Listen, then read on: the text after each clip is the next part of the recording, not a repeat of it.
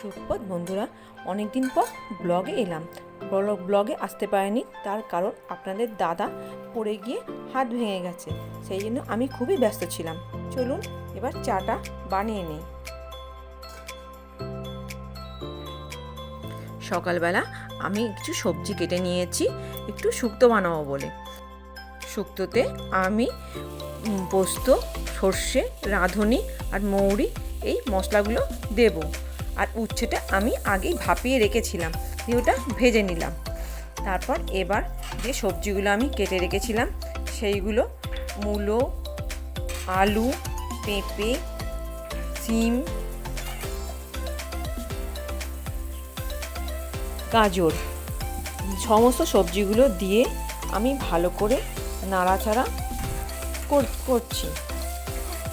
আমি বর্ধমান ডিস্ট্রিক্টের মেয়ে, আমার বাপের বাড়িতে ঠিক এইভাবেই শুক্তো রান্না করে, সেই জন্য আমি এইভাবে শুক্তো রান্নাটা করলাম। এর মধ্যে নুন দিয়ে দিলাম আর একটু হলুদ দিয়ে আবার সেটাকে ভালো করে নাড়াচাড়া করলাম। আর যে মশলাটা আমাদের দেখিয়েছিলাম সেটা আমি এবার মিক্সিতে পেস্ট করে নিলাম। পেস্ট করে নিয়ে সেটা আমি এবার ওর মধ্যে দিয়ে দিলাম, দিয়ে ভালো করে নাড়াচাড়া করলাম। এবার একটু জল দিয়ে দিলাম। জল দেওয়ার পর এবার যে মোটা নাড়াচাড়া করে আমি প্রেসারের মধ্যে দিয়ে একটা সিটি দিয়ে নেব।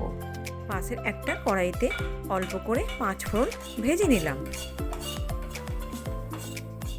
আমি মাছ রান্না করার জন্য পেঁয়াজ, টমেটো, লঙ্কা, রসুন কেটে নিয়েছি। এবার আপনাদের দাদা বাজার থেকে হালুয়া মাছ নিয়ে এসেছে। এবার হালুয়া মাছটা আমি ভেজে নিচ্ছি।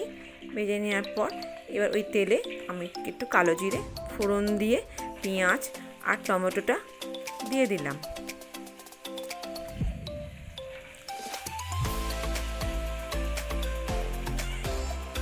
পেঁয়াজ টমেটোটা ভালো করে ভেজে নিয়ে তার মধ্যে রসুন আর কাঁচা লঙ্কাটা দিয়ে দিলাম। দিয়ে ভালো করে নেড়ে ছেড়ে একটু নুন আর হলুদ দিয়ে তার মধ্যে আবার সেটাকে ভালো করে নাড়াচাড়া করে তারপর পাশের কড়াইতে তেলের মধ্যে একটু 5 ফোড়ন আর তেজপাতা ফোড়ন দিয়ে যে সবজিটা সিদ্ধ করে রেখেছিলাম সেটা আমি ঢেলে দিলাম।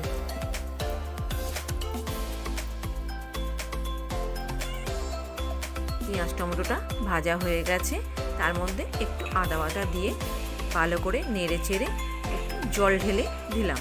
জল ঢেলে দিয়ে কষতে দিলাম। পাশের কড়াতে যে শুক্তোটা আমি ফুটতে দিয়েছিলাম তার মধ্যে দুধ দিয়ে ভালো করে নেড়ে চেড়ে একটু ঘি আর যে ভাজা মশলাটা আমি গুঁড়ো করেছিলাম সেটা গুঁড়ো করে ওর ওপর ছড়িয়ে দিলাম শুক্তোর ওপর।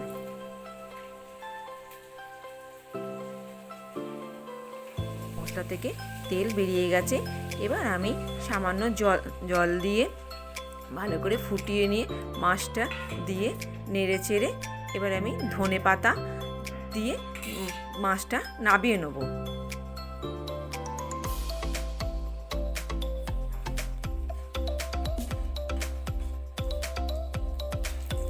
বন্ধুরা, আজ একটু ডাল চচ্চড়ি করবো, তাই কড়াইতে একটু তেল দিলাম। তেলটা গরম হয়ে গেছে। এবার জিরে, শুকনো লঙ্কা ফোড়ন দিয়ে সেদ্ধ করা ডালটা ঢেলে দিলাম। চলুন এবার বিছানাটা পরিষ্কার করে নিই।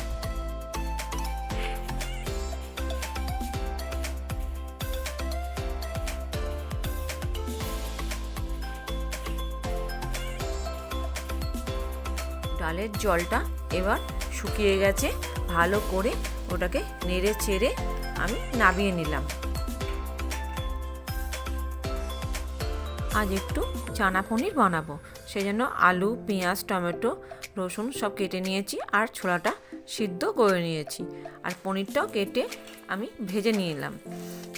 এবার কড়াইতে তেল দিয়ে দিয়েছিলাম, তার মধ্যে একটু চিনি দিয়েছিলাম। তেলটা লাল হয়ে যাওয়ার জন্য এবার জিরে, তেজপাতা, শুকনো লঙ্কা ফোড়ন দিয়ে আলুটা ভাজতে দিয়ে দিলাম। তারপর নুন আর একটু হলুদ দিয়ে ভালো করে নাড়াচাড়া করে যে টমেটো পেঁয়াজ কেটে রেখেছিলাম সেগুলো তেলের মধ্যে দিয়ে আবার ভালো করে নাড়াচাড়া করে এবার আদা বাটা আর ধনে গুঁড়ো আমি দিয়ে মশলাটা কষতে দিলাম।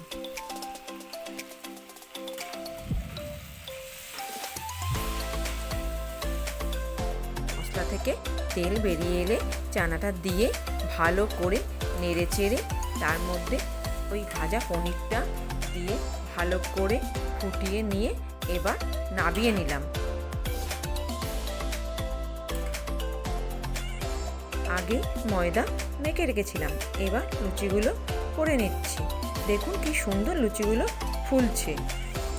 আপনাদের যদি এই ভিডিওটা ভালো লেগে থাকে লাইক, কমেন্ট, শেয়ার, সাবস্ক্রাইব করবেন।